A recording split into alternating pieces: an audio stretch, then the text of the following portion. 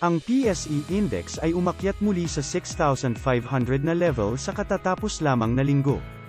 Umakyat ito mula 6,443.09 noong March 31, 2021, hanggang 6,545.17 nitong April 8, 2021. Ang performance na ito ay katumbas ng 1.58% na pagtaas sa index para sa isang linggo. Sinundan ng aming mga magical stocks ang index at umakyat din ito. Ang unang batch ay umakyat mula 196.85k pesos hanggang 200.60k pesos, o isang 1.90% na gain sa aming investment. Ang pangalawang batch ay tumaas din mula 165.97k pesos hanggang 168.17k pesos, katumbas ng 1.32% na pagtaas sa aming investment. Sa pangkalahatan, ang kabuuang kita ng aming magical stocks ay umakyat mula sa 22.10k pesos hanggang sa 28.05k pesos. I-update namin ang una at pangalawang batch ng magical stocks kasama ang November 2020, December 2020, February 2021, at March 2021 experimental magical stocks para sa video ngayong linggo. Bago tayo magpatuloy sa ating update at kung interesado kang mag-invest gamit ang aming magical stocks o nais lamang na i-check ang pagiging epektibo ng aming sistema, mangyaring i-like ang channel na ito, mag-subscribe at pindutin ang notification button upang mapanatili kang updated kada linggo. Talakayin muna natin ang performance ng November experimental magical stocks mula March 31, 2021, hanggang April 8, 2021.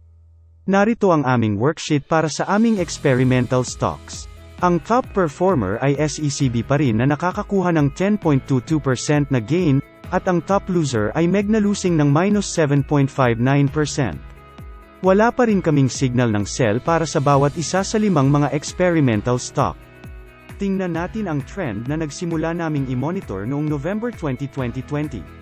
Ang PSE Index ay umakyat mula sa -10.14% hanggang -8.71%, na nakakuha ng 1.42% na gain. Ang mga experimental magical stocks ay umakyat din mula -2.43% hanggang 1.11%, na nakakuha ng 3.55% na gain. Ang eksperimento ay nasa itaas na ngayon ng benchmark habang ang index ay nasa ibaba pa rin ng linya ng benchmark. Ang aming eksperimento ay nasa itaas pa rin ng index na may gap na 9.82% ngayong April 8, 2021, na nagmula sa 7.70% noong March 31, 2021. Talakayin natin ngayon ang performance ng December experimental magical stocks mula March 31, 2021, hanggang April 8, 2021. Narito ang aming worksheet para sa aming experimental stocks. Ang FGen pa rin ang top performer na nakakuha ng 9.93% na gain, habang ang top loser ay TEL, losing ng -8.46%. Wala pa rin kaming signal ng sell para sa bawat isa sa limang mga experimental stock. Tingnan natin ang trend ng eksperimento, na inihahambing namin kumpara sa PSE Index simula December 18, 2020. Ang PSE Index ay umakyat mula -11.41% hanggang -10.00%, na nakakuha ng 1.40% na gain. Ang mga experimental magical stocks ay umakyat din mula -3.67% hanggang 0.17%, na nakakuha ng 3.84% na gain. Ang eksperimento ay nasa itaas na ngayon ng benchmark habang ang index ay nasa ibaba pa rin ng linya ng benchmark. Ang aming eksperimento ay nasa itaas pa rin ng index na may gap na 10.17% ngayong April 8, 2021, na nagmula sa 7.74% noong March 31, 2021. Talakayin natin ngayon ang performance ng February experimental magical stocks mula March 31, 2021, hanggang April 8, 2021. Narito ang aming worksheet para sa mga experimental stocks. Ang top performer ay STR ngunit natatalo ng -2.50%, at ang top loser ay VLL pa rin na losing ng -10.17%. Wala pa rin kaming signal ng sell para sa bawat isa sa limang mga experimental stock. Tingnan natin ang trend na nagsimula naming i-monitor noong February 19, 2021. Ang PSE Index ay umakyat mula -6.98% hanggang -5.50%, na nakakuha ng 1.47% na gain. Gayunpaman, ang mga experimental magical stocks ay bumaba mula -3.88% hanggang -5.83%, losing ng -1.96%. Ang decline na ito ay dahil sa pag-expire ng ex-date sa dividend ng SEC. Ang index at eksperimento ay nasa ibaba pa rin ng linya ng benchmark. Ang index ay nasa itaas na ngayon ng eksperimento na may agwat na -0.33% ngayong April 8, 2021, na nagmula sa 3.10% noong March 31, 2021.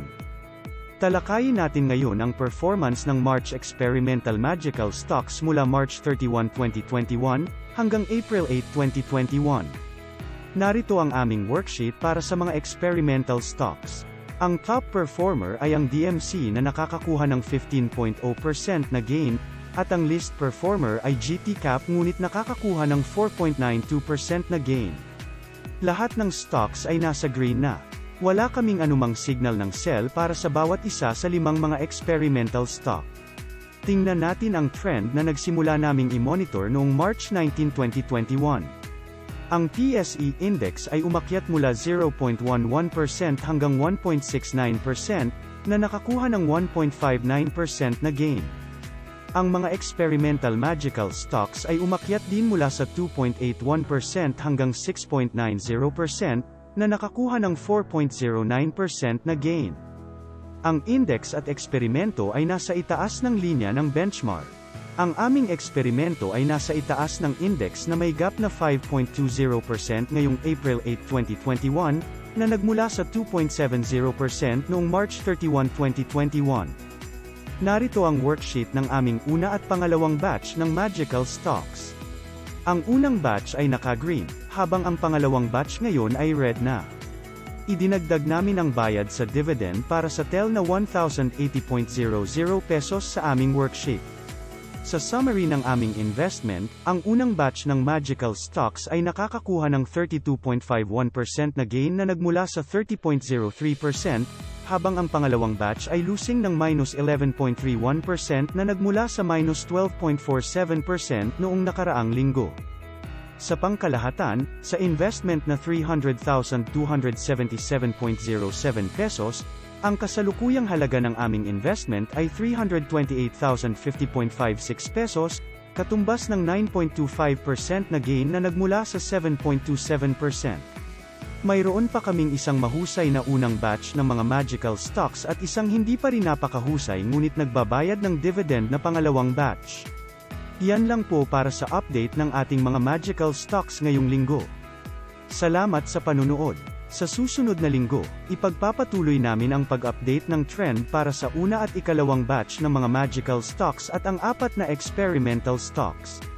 Ilalabas din namin ang screening para sa April 2021 na magkakaroon kami ng isang aktwal na investment. Ang investment na ito ay magiging aming pangatlong batch ng magical stocks. Quote, "Bulls make money, bears make money, pigs get slaughtered." Unquote, author unknown. See you in the following video. Have a great day ahead.